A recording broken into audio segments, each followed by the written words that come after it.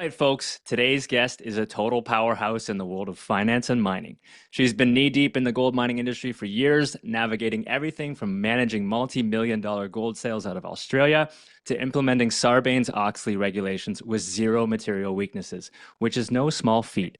Furthermore, she's held the fort as interim CFO at Kirkland Lake Gold and has a track record of turning complex accounting issues into smooth sailing. But wait, folks, there is more.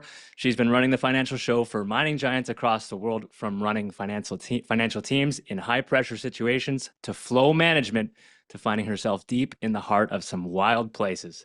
Please welcome to the show a financial wizard in the mining game, the Vice President and CFO of Revival Gold, Lisa Ross. Thank you for joining us today, Lisa.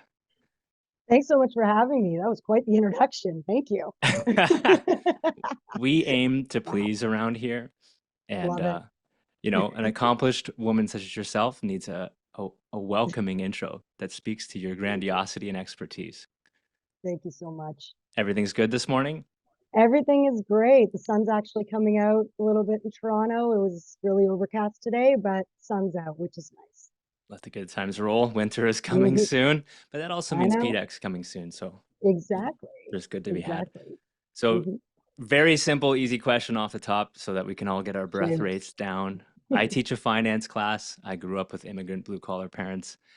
I'm sure that many of your friends and family will ask you for financial advice. Do you find that happening a lot? I get tax advice questions all the time. Like, how do I do this on my tax return? And my answer is always the same. Ask a tax professional, because that's not me. And I find it hilarious because people think accountant, they automatically think you know how to do taxes. Whereas accounting, there are so many different specialties and avenues you can go down. And for me, tax isn't one of them. So I get tax questions, personal tax questions a lot. I do the bookkeeping for a couple of small businesses for friends of mine. And I find that people don't want to talk about money and accounting. They're afraid to, especially people that own their own businesses. They want nothing to do with it. And part of it is, I find they're scared is people don't know. Like, you don't know what your bottom line is. You don't know if you're making money. And accounting lets you figure that out, or lets you know where you stand. So I have no problem with a couple of friends of mine doing their books. It's relatively easy. It's, for fun. It's simple. And that's, I just find business owners, they hate dealing with the books. They really do. So I quite enjoy it, actually. It's kind of fun. It's a little bit cathartic as well. Yeah. That is definitely. I find when people don't want to talk about something, it's because they know it hurts, and they're afraid to know the numbers, and they're afraid to see the truth behind all the magic. But as Jordan Peterson would say, that which you need the most will be found where you least want to look, and sometimes it's in the numbers. So on that topic, what's one guilty purchasing habit that you, as a finance guru, find yourself wasting your money on, or spending your money on knowing you shouldn't? Too much takeout. Convenience. Do I really want to cook after a long day? Not really. Now, my husband thankfully enjoys cooking, and he cooks a lot on the weekends because he enjoys it. But both of us, even though I work at home, sometimes it's a full-time job, and sometimes I just don't have time to do meal prep. And I don't really want to sometimes. So definitely too much takeout. And as we all know, food costs, it's expensive. It adds up. It's really expensive. And it's always cheaper to buy groceries. There's a No Frills down the block, which we are frequent visitors of.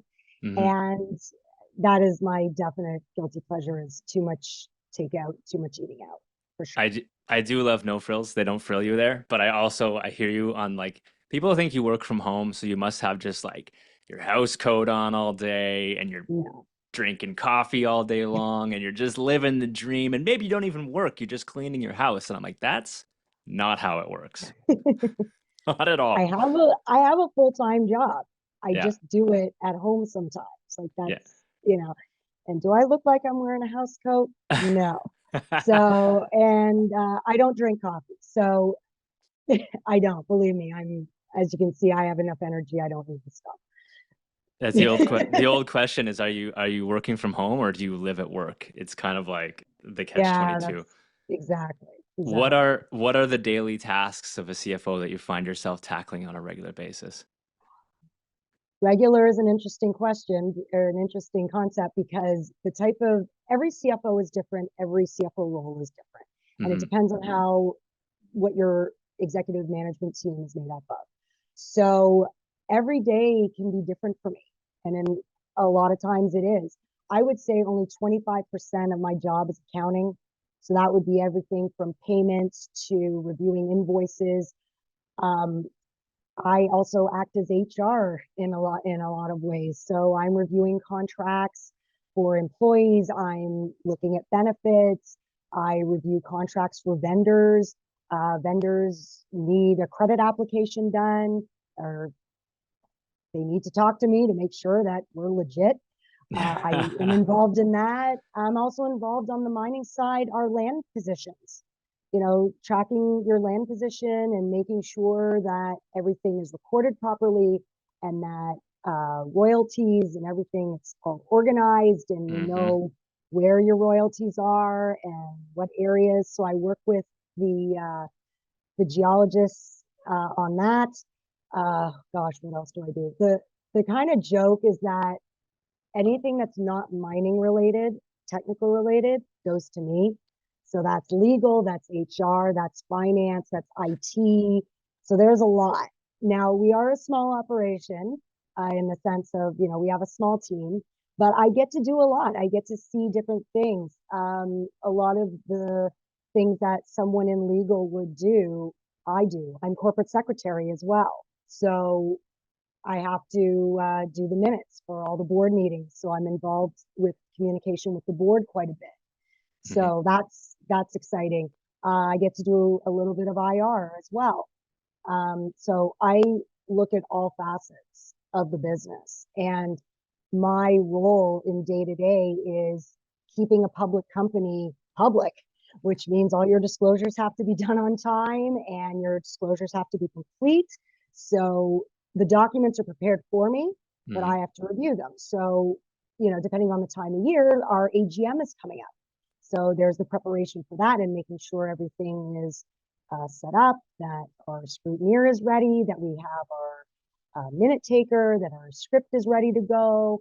So basically everything that you need to do to be a public company and stay a public company. That's me. So yeah, it can be, there's a whole, I have a lot of exposure to a lot of different areas, which I really enjoy. And like I Yeah. said, 25% of my job is accounting. The rest of Yeah. it is all other aspects of the business.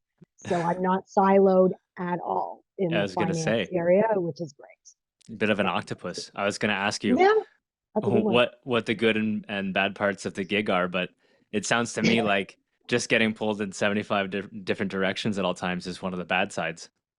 You know what, it is something that you think could take 5 minutes. You end up on the phone with the bank for 2 hours, or you end up on the phone with a vendor for an hour and you thought it would take 5 minutes, and you have a list of things to do and only one thing got done that day or two things got done. So there's that aspect of it too, is you do get pulled in different directions. But one of the things I've learned over the years, time management and prioritizing what's important and what can wait. So Hmm. I you get very good at that in the finance area because there's always something to do. I could work 24 hours a day, 7 days a week, still wouldn't get it all done. So that's I'm and you know what? Most people say the same thing. Yep. Most people in finance say the same thing. I'm sure So somebody in your business wishes you would work 24 hours a day just to get that much further ahead.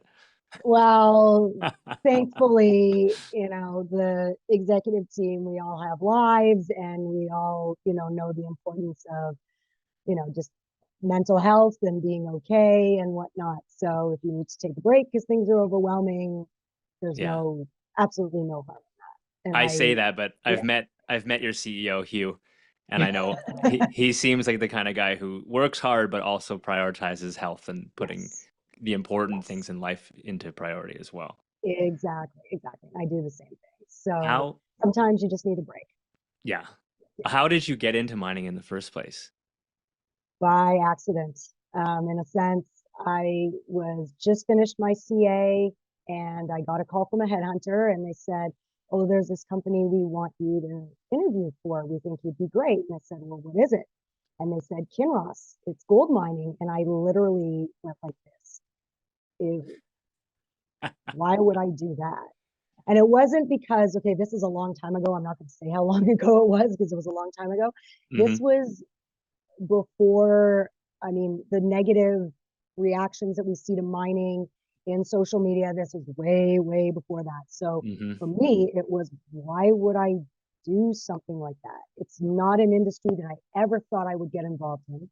Went on the interviews, loved the people, Hmm. fell in love with the people, got the job, and I started as a consolidation analyst. And the interesting thing was, and this was the best training ground I ever could have had, is when you're going on an interview, you have to do research. So of course, as a finance person, you research the financial statements. There were no financial statements to review. So I called the headhunter and I said, "Okay, are we talking fraud here? What happened?" How well can you And bury money? exactly, exactly. That was not the case. It was not the case. What happened was they did an acquisition of TDX and Echo Bay, and the SEC did not agree with the way that they accounted for goodwill. This is pre-IFRS for the finance people listening. Can you explain the way they dealt with the goodwill? I I'm confused and honestly, curious. I honestly don't remember, to be Okay. honest with you. It was beyond my pay grade at that time. All I remember is at one point before I got there, my manager was with the CFO in Washington explaining to the SEC what they did. So, that's that was a little above my pay grade. So there were no financial statements because they had to be restated. So what happened was when I got there, it was the fall of 2005 and they had to take back all of the financial statements from 2004. So they all had to be restated. So Deloitte were the auditors at the time. So we restate, they get them restated. And because I'm the newbie, I have to put all the financial statements together. Fun. So that was the best training ground I ever could have had. It was amazing. There was an amazing team. I'm still in touch with the people that I worked with there. And they basically said to me, "Okay, we're going to take this young, newly minted CA and we're going to train her and we're going to work her so that she knows all aspects of how this works." Because it was perfect. It was how you go from the numbers, how do you get the financials? So we restated 2004, and then of course the 2005s hadn't been done yet, and this is winter of 2005. So new auditors come in, KPMG comes in, and they start doing the review because you need a review. If you're SEC listed, you need a review. So they start reviewing the quarters and they go, your deferred tax liabilities, the FX rate is off. So those restated financials had to be pulled back yet again.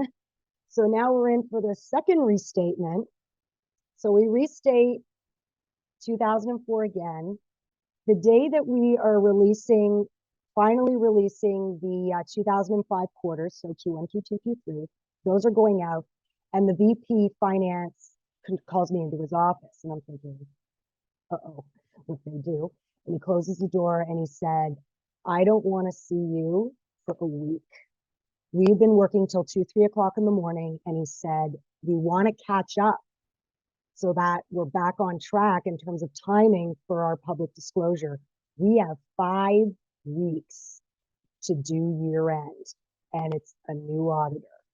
Said, "I need you rested and ready to go." And this was pre Blackberries, when people at my level had Blackberries. I didn't even have a laptop. So I was off for a week, and then we ended up doing it in 5 weeks. It was insane, but it was incredible. And we all, like, even though we worked so hard, I didn't realize that you could have fun working that hard. But when you work with great people, and the auditors were great, it was amazing. And it was the best training ground I ever could have had. And then we were back on schedule for Q1 of 2006. So it worked out well, but it was intense, coming home 2, 3 o'clock in the morning for weeks and not having a day off. But it was so amazing, given how much I learned and how, because I never, even as an auditor, I'd never had a mining client Right. ever. So I had to learn everything from the very beginning, and it was amazing. And I always say the best things in life are the things you don't expect. If you would have said to me when I was in university or whatnot, would you be in the mining industry? I would have said no. Why? But best things in life are the things you don't expect. And this is one of them for me. So That's true. And as they say, the hottest fires forge the strongest steel. So yeah, exactly. you were right in the Amen to that. into the hottest fire they had. How was your experience in that? And I would assume you're one of the only, or if not one of the few women in the room working on this crazy task. Yes, but the auditors, there were quite a few women. There's not as few women in mining as people think there is. A lot of the women, that said, a lot of the women are in finance, legal, HR, IR. There are women in the geology and technical sides, definitely not as many, but there aren't there aren't as few women as you think they are. Yeah. A lot of people think, like, that said, I am the only woman on the executive team. There's a woman on our board, so there are women around. But in this business, and when I'm in a room working with people, or I walk into a meeting, this is going to sound strange, but stick with me. I don't think of myself. I'm not a woman. I'm Lisa. Yeah. So I don't think of it that way. And to me, it's not necessarily about being a woman. It's about the work, Yeah. and it's about what value you add. And okay, fine. Do I have to work harder to get recognition sometimes? And this is for any industry, absolutely. And that's just the way it is in male dominated industries. But if you add value, then it to me, it doesn't matter what you are. It's Mhm. how you work with other people and what value you add to the team. So, but at the time, I mean, we were so busy, you didn't have time to think Yeah, about it's it. I and mean, there was no, yeah, you don't this have was sort time. of pre the conversation we've been having Yeah. now, where Hmm. it wasn't like something that had to be celebrated or thought about really. It was like, well, I work with a bunch of dudes. I'm here to work hard. Let's roll up our sleeves, get Deal. it going. Yeah, exactly. And I've always been like that. I So, do recall there was an episode, one of the very early episodes of Dragon's Den, which, what is it? It's something shark in the US. What is it? Shark Tank. Shark Tank, thank you. Yeah. But there was an episode where it was three ladies who were all miners, like actually underground, Mm, and their pitch was about um, clothing and safety wear specific to females for sizing. I remember that.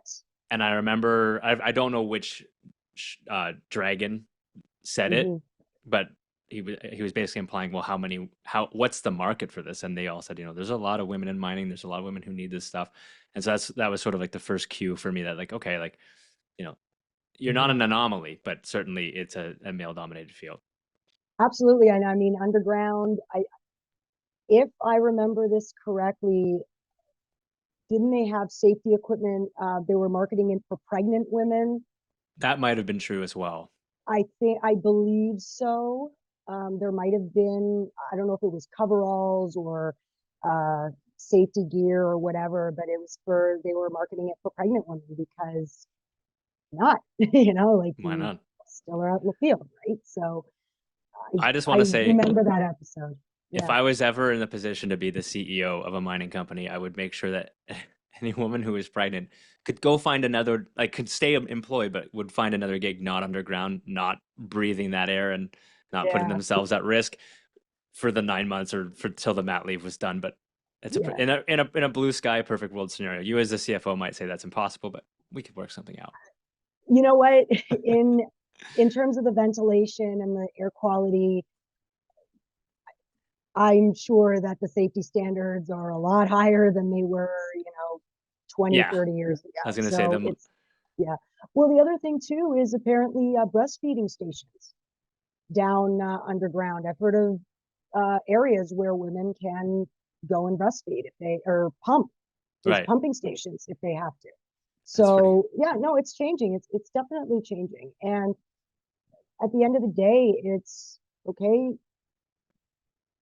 You've got to do what you've got to do, and it's all about the work Yep. and whatnot at the end of the day. But it's great that it's really getting. I mean, it's on Dragon's Den. It's getting into people's consciousness, Yeah. which is great. That's Hmm. yeah. Having the conversation and making the awareness, Yeah. forefront, it certainly Hmm. helps. You Hmm. also work to promote women in mining via some organizations. Can you highlight that a little bit? So it's interesting because the organizations I work with the Women's Mining Coalition, which was started by three women 30, just over 30 years ago. And what they did is we're going to lobby, or not lobby, wrong word. They're an advocacy group that goes to DC and they do a fly-in every year. And I participated in the 2023 fly-in, which was amazing. And we went to DC and we literally met with senators' offices and House of Rep offices to talk to them about mining. We did meet, my group, we met Senator Risch from Idaho. Hmm. So obviously a very pro-mining state. One of our projects is in Idaho. And it wasn't necessarily about women in mining. It was the importance of mining. And in the US, unfortunately, it takes a long time to mining, permit mines. So our argument was, and our discussions were about, okay, how can we um, make it easier for critical minerals, uh, precious metals, anything to be mined in the US? Because, we all talk about made in the USA, mining in the USA. And even the staffers that weren't keen on mining, they even agreed that permitting takes a really, really long time, and that, why are companies being penalized for following the rules? So that's the Women's Mining Coalition, and I'm on their advisory board as well. It's a great organization, and it's not about necessarily strictly promoting women in mining. It's an advocacy group. The other organization I work with is Women in Mining Idaho, and I'm on the scholarship committee, and we award scholarships to not just women, it's anybody, a high school senior who's taking a mine-related or mining-related course in post-secondary education.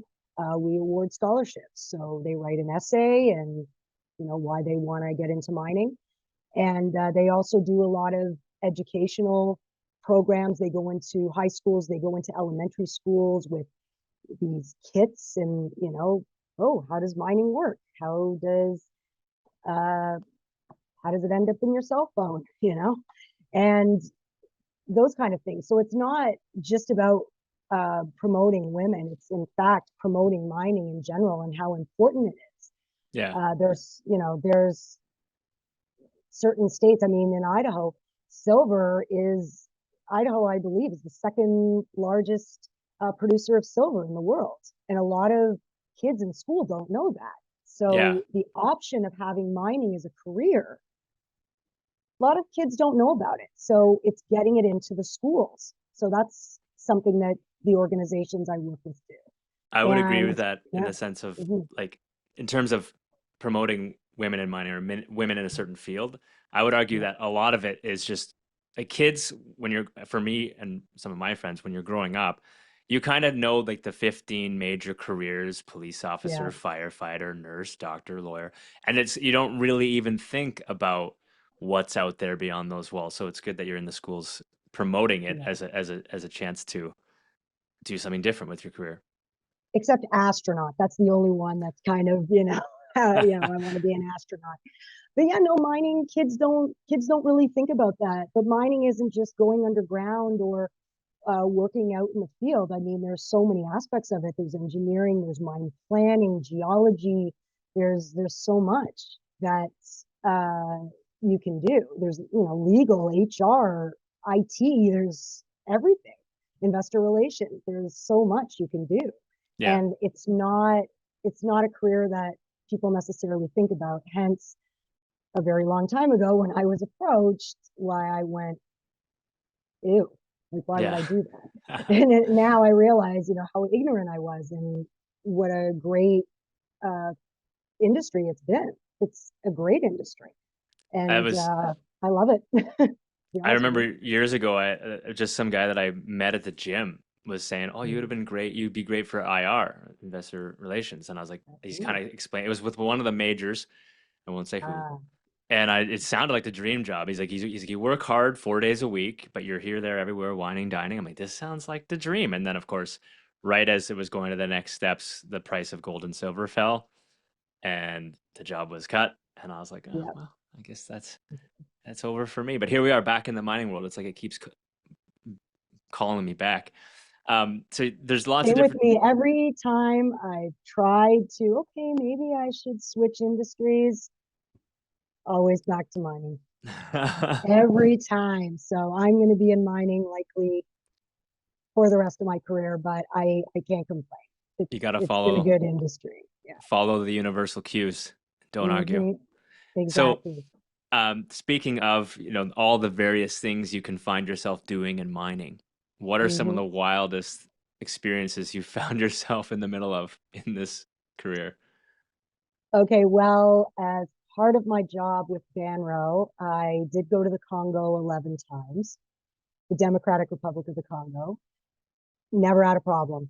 Never had an issue. Never had anything. Never had a gun pointed at me or anything like that.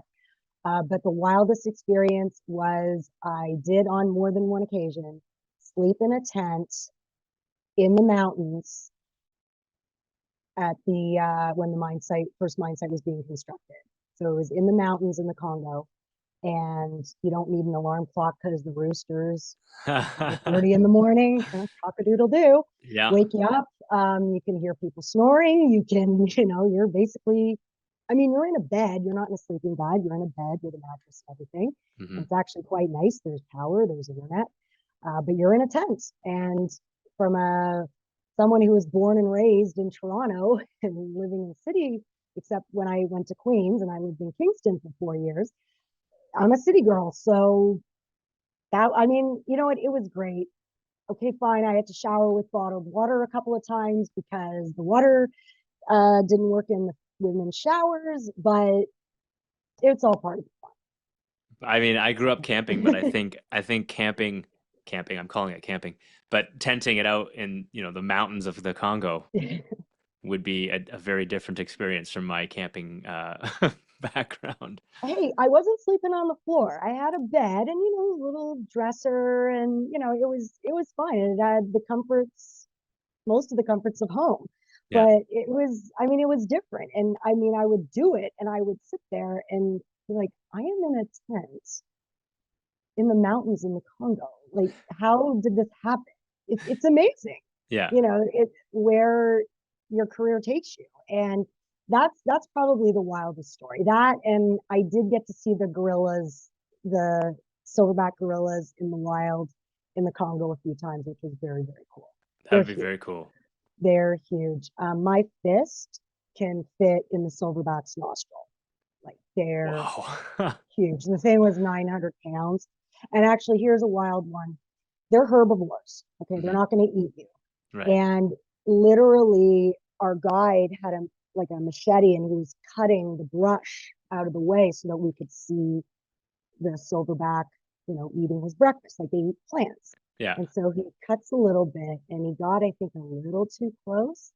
And the gorilla like Didn't didn't like it. charge him, but he yelled at him. And I'm thinking, okay, there's a 900-pound gorilla here and he's mad. Yeah. Like this is this isn't, but they Let's, just, yeah, but it was hilarious. I mean, they're people. Like they yeah. have most of our DNA. And here's another wild one. The guides go like this Yeah. to get attention, or they go Right. to get their attention. And there's babies that are, they look like 2 or 3 year olds, maybe. Yeah. So Yeah. the guide is going like this. And then the little one walks forward and goes like this. I'm like, it's a person. It's like little toddlers. I know, it's a little smart aleck. And I just couldn't believe it. I'm like, they're people. I mean, what they have 97, we share 97% of the same DNA. Yeah. And it was just unbelievable. I'm like, they're people. They're not, I mean, they're beautiful, majestic creatures. And I mean, they were up in the trees, they were throwing stuff on us. Like, That's it was wild. hilarious. Yeah, it Well, was wild. just throwing stuff at you just to let you know that you're not supposed to be here and we don't like it. Yeah, well, I think they do it for fun, and they throw leaves on you and all that kind of thing. But they're very friendly. You just have to stay back. You can't go near the babies, or else Mama will Yeah, take a that's swipe at you. yeah, That yeah. won't end well. But No. I never had an issue. I mean, a silverback literally walked right by me and didn't flinch. My eyes were huge, but he just walked on his merry way. That's a So cool experience, but also one of those yeah. experiences you're glad is over. You're like, I'm glad I lived it. Glad I'm not doing it Yes, every day. yes, Was there a scary moment ever in your career? Like wild yes, times? yeah. So in Kinshasa, so the capital of the DRC, um, I would be in my hotel, and not all, I mean, I'm a woman, but I'm also Caucasian. And in that area, that's a minority. And there's a certain expectation that comes with that. So I walked out of my hotel to wait for somebody who was coming to pick me up. The second I walked outside, like the instant my feet were outside of the hotel, all these vendors just surrounded me. Now, they're not going to hurt you. They have newspapers, they have artwork, they have jewelry. They just see, okay, somebody's got money here. Right. And they just surrounded me. So I just ran back inside the hotel. So I mean, now I got a little taste of what celebrities feel like when they get swarmed. And so what would happen is the person picking me up, okay, I can open my own car door. I'm not one of those women. But Yeah. what he would do is he would go to the passenger side, open the door for me. I would run out. He would close it. I would lock it. So just so I don't get swarmed, because chances are nothing's going to happen, but you never know. So that's how we counteracted that. But I mean, I mean, we went to an area, we went for a run, like it was just outside the hotel. That was a little bit scary. Yeah, they know how to But pick the yeah, areas where they might be able to catch you at your most vulnerable exactly, for exactly, some handout, exactly. not handouts, but please buy this thing. Oh By yeah, the or beggars, people just begging, they just kind of flew in there as well. So, and I understand that. It was a little overwhelming. And my colleague, when we would leave the hotel, like he would block me so that people couldn't come too close. But I mean, it was just your first time. I think you don't know what to expect. The first time you go to the Congo, you're scared. You just don't know what it's like. But once you're there, you're totally fine. Like yeah, it's fine. It's just the anticipation, and you don't know what to expect. That's all. the unexpected always has those ways of playing tricks on us. By Mhm. the way, for anybody who, if I don't know if you can hear it in the background, but my golden retriever went from sort of whining and scratching to now she's snoring. She's a big I can't sweetheart. hear a thing. Okay, well, if anybody's listening and going, "What is that sound in the background?" Can't Is your hear a thing. stomach okay, Jeff? No, everything's fine. I just have the biggest, sweetest golden retriever who is now sound asleep. Oh, So with what's all its these, name? Mara, Mara. she's a Oh, doll. She's the how old? absolute best. She's gonna be 9 soon, which means she's getting old. Oh, But I still take her for little runs. She still likes to nice. chase me around. So Good. I think now going dog style. Now the plan is to feed her like all natural, so she just sticks around a little longer than with Okay. dog Fair food. enough. Anyways, Okay. let's not go into the dog chat because I that will sidebar us. So the one thing, with all this experience, the Congo silverbacks, 5 weeks to get ready for the AGM. What's something that you love most about the mining industry? I love how collaborative it is because you're selling a commodity. It's not, well, my gold is better than your gold. I mean, it's a commodity, right? If you, somebody will buy it. I find it's a very collaborative industry. Now, you do sometimes um, compete for capital dollars when you're trying to build something, but in general, if let's say I encounter something, even when I was a controller, I could call anybody up that I've met through networking opportunities. I remember calling a couple of CFOs back in the day and just saying, hey, can we have coffee? Always got a positive response. Or I need help with something. Have you ever encountered this? Because chances are somebody's already seen it, right? So you can always, I find it's a very collaborative industry and people are always willing to help. If you have a question or, you've never come across something, I find it's a very friendly, collaborative industry. And that's what I love about it. It's not like packaged goods where it's so competitive, or retail where it's competitive, software, tech. It's so collaborative in that way. And it's very unique to me to have an It, industry like that. it's a kinship, I would assume, because Yeah. you're all chasing the same finish line, but at the Hmm. same time, you're all in it together. So Exactly. And it's a relatively small industry. Everybody, especially in finance or in the specialized areas, everybody knows everybody. So it you play the 6 degrees of separation, when you meet somebody in the mining industry, chances are you'll get to 2 or 3, and chances are you'll know the same people, especially if it's precious metals or people who are in nickel or any of the other critical minerals. It's a small industry. So, which I is love that. great because it's easy to meet people and keep in touch with people. And Yeah, yeah, it's great that that way. sounds. So we sort of spoke about this off camera a little bit, but Mm. I don't know what work-life balance is. What do you do on a personal level to maintain a little bit of a work-life balance? I'm the type of person, I need sleep. Not, I don't, I wish I could get 8 hours a night. I don't, but I do need to sleep. So I'm one of those people that if it's really late, I'm not productive. I'm more productive in the morning. That's number one. Number two, I do try to stay active. Okay, I'll let you in, let everybody in on a little secret. I'm a dancer trapped in the body of an accountant. So from the tender age of 4, I did tap and jazz and ballet and musical theater. And I did stop for a long time. I had a long hiatus. And then 5 years ago, I went back to it. So there is a studio actually not far from my house. And I do classes there. I take tap classes. And I also love, my husband and I love going for walks.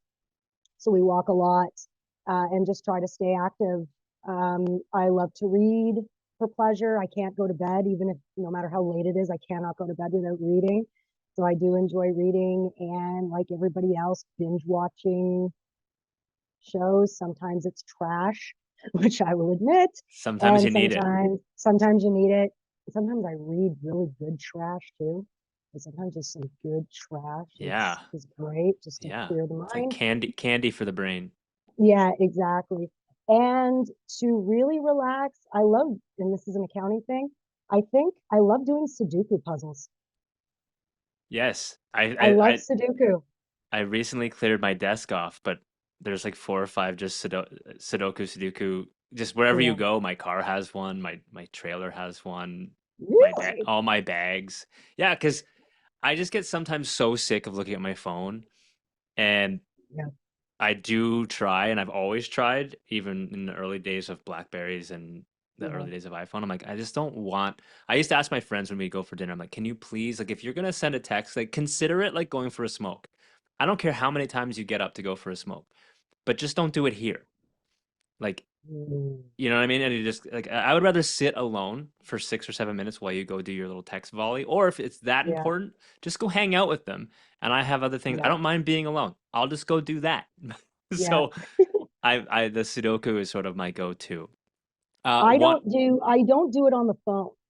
I no, no, no. do physical. It's Yeah, all about the physical books. I have my daily calendar. I have a daily that I do. nice. And but I don't bring it with me when I'm on business trips or when I'm away. So I love it when I come back and I have like a stack that I got to get through. There's something Yeah. very satisfying about that when you finish them all.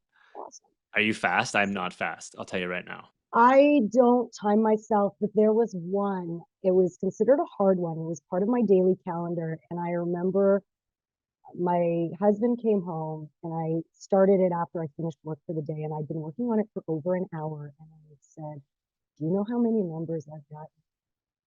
Zero. I think there was a mistake. I'm like, there is no way that you could not get a single number. Like it was impossible. Like Yeah. it's just not possible. And I tried it a million different ways, and I'm like, I think they made a mistake in Did you the check the back of the answer. book for the answers just to confirm if it was a mistake? Uh, well, the back of the book, it just gives you, it doesn't tell you what's there and what's not. It just gives you all the numbers in the same color. So you Right. can't, I mean, you can, I wouldn't know which one was missing. Yeah. So that was the problem. But yeah, I was so frustrated. I'm like, this has to be a mistake. And then I checked, I like looked at it quickly, like, okay, there's one number, I'm gonna give myself one. But Yeah. yeah, that was funny. I was like, this can't be right. It's Sounds more impossible. frustrating than funny. I think after about Oh, 30 minutes, no matter how stick-to-itive my brain is, sometimes I'd be like, all right, I'm good here. Let's go to the next one. I apparently can't do this one. One last question for for you sure. because we're getting close to time. What or how has Revival changed since you've been there? Well, we've definitely grown. We did an acquisition in May, first one. We purchased Ensign Minerals, which owns the Mercer project in Utah. So now we have two projects. We have one in Utah and one in Idaho. So the Mercer project, we're working on a PEA. That's going to be ready end of Q1 2025. So doing the acquisition that was a big step. And even also since I started, I've been with Revival for, my gosh, 4 years in March. It's gone like that. And since I've been there, there's a chief geologist, there's a VP engineering and development. So the company has definitely grown in terms of headcount because there's so much more that we're doing, especially with the two projects. And getting these projects going because with the gold price the way it is, unfortunately, the majors aren't turning around yet, and they're still hanging on to a lot of cash. They're not investing in replenishing their ounces, but Mhm. eventually they're going to have to. And where are you going to get them?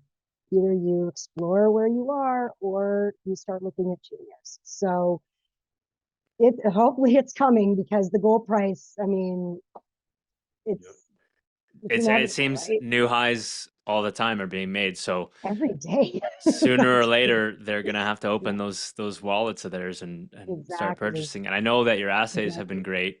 I mean, just Hmm. in general, a lot of the assays on the portfolio that we cover have been great. Hmm. So the real question is like when is this gonna happen? Because it seems like the juniors are still trading like gold prices are below 2000, and it's like it's Oh, time to catch up.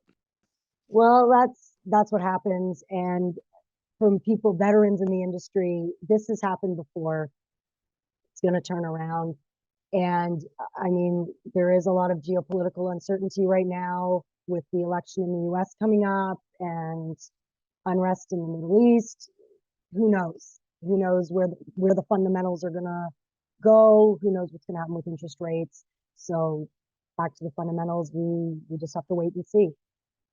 Yeah. So Well, that's kind of the fun part of yeah. mining. It's stressful, but when so much of it is beyond your control. Like Yeah. I can't control how, our stock price, for in a lot of ways. I Wish you can't. could. I can't Yeah. control, yeah, I can't control the gold price. I wish I could, but I can't. It's sort So of it's just, yeah, it's sort of one of those things that, when I coach people or I'm trying to teach people or even just my own advice to myself, when doors aren't opening or you're not getting to those personal bests that you want, it's like you have to just keep doing the little things right. exactly. And when the little things are done right, when the door does open, it's going to be off to the races. I believe I've heard this expression, luck is preparation plus opportunity. Yeah. And you So make when your own, you right? make your own luck. So yeah, So it's very true. So as long as you're doing the little prep work, yeah, the good times will eventually come from somewhere at exactly. some point. Exactly. Anywho, we're getting to time. It's been great Oh, to have you cool. here Wow. today. It's Thank been you an so honor to much. be here. Yeah, it's It's been been so awesome. fun. Hmm. I'll assume I'll see you at PDAC in March, which will be closer. Absolutely. It'll hit us sooner than you think. What is it? 6 months March. away? Yeah, it was. Oh my gosh, it's 5 months away. Yeah, Oh, it's and as I said, I have no work-life balance, so it's like the days are long, but the weeks are short. So mm-hmm. it'll be here Absolutely. before we know it. Exactly. Yeah, no, it's always, PDAC is always a great time. And actually this year, I am actually doing a presentation at PDAC this year. It's going to be in the reception room. It's one of the smaller. It's not like a 3-hour course or anything like that. It's only going to be, I think the room's going to be open for maybe 90 minutes. It's going to be myself, um, one of the founding partners of Peterson McVicker LLP, and Brock Stroud. He's our audit partner from M&P LLP. And the title of the presentation is Post M&A Integration, quote, where's the expletive manual, end quote.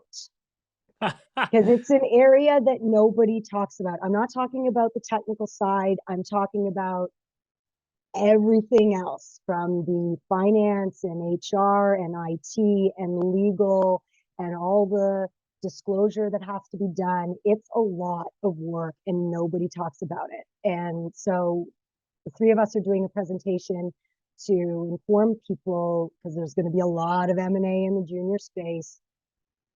This is what you need to look for, and this is what you need to prepare for. And of course, this list is not absolute. It differs per company, but Yeah. these are the things that you definitely need to keep an eye on and be prepared for.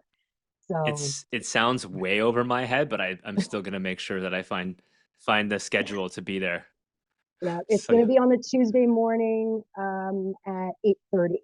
perfect. So hopefully the hangovers aren't too bad.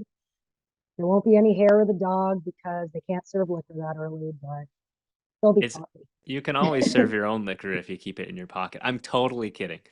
Coffee coffee is life. So you don't drink Exactly. coffee, so I will bring my own and I will Okay, look forward got to that it. presentation. In the meantime, Awesome. thank you so much for being here. Check out Revival Gold. Go into their assays on our Gold Advisor portfolio. You can see all the stuff that I've written for Revival, and now you've gotten a chance to meet their CFO, Lisa. Hopefully, one day we can do the same with you and you can meet the whole team. But for now, thanks so much for coming along.